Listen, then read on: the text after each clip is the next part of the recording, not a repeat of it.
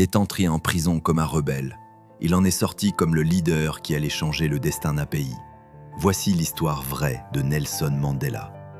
Nelson Rolihlahla Mandela naît le 18 juillet 1918 dans le petit village de Mvezo, au sein du peuple Xhosa.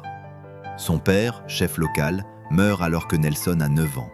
Envoyé chez le régent Jangin Taba, il découvre un environnement plus structuré, mais aussi la rigueur de l'éducation traditionnelle.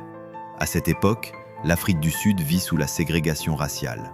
Mais en 1948, l'apartheid devient loi.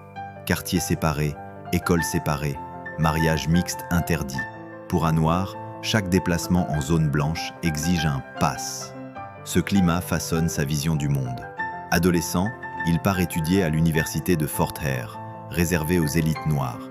C'est là qu'il rencontre Oliver Tambo, futur compagnon de lutte. Exclu pour avoir participé à une manifestation étudiante, il s'installe à Johannesburg. Il y reprend des études de droit, devient l'un des rares avocats noirs et découvre l'ANC, African National Congress, mouvement qui milite pacifiquement pour l'égalité. Au fil des années, la répression s'intensifie. En 1960, le massacre de Sharpeville, 69 manifestants tués par la police, marque un tournant. Mandela comprend que les pétitions et marches pacifiques ne suffisent plus. En 1961, il cofonde Umkhonto we Sizwe, la lance de la nation, branche armée de l'ANC, chargée de saboter les infrastructures du régime, sans viser les civils. En 1962, il voyage en Afrique et reçoit une formation militaire aux côtés des combattants algériens du FLN, qui viennent d'arracher leur indépendance. Il y apprend discipline, stratégie et patience. « La lutte est ma vie », déclare-t-il à cette époque.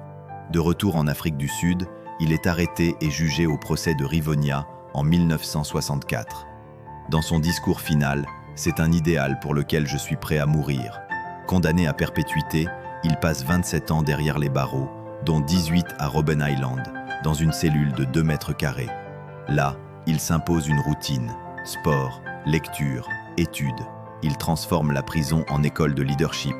Les difficultés brisent certains hommes, mais en fortifient d'autres. Le 11 février 1990, il retrouve la liberté. Plutôt que d'appeler à la vengeance, il tend la main à ses anciens ennemis et négocie une transition pacifique.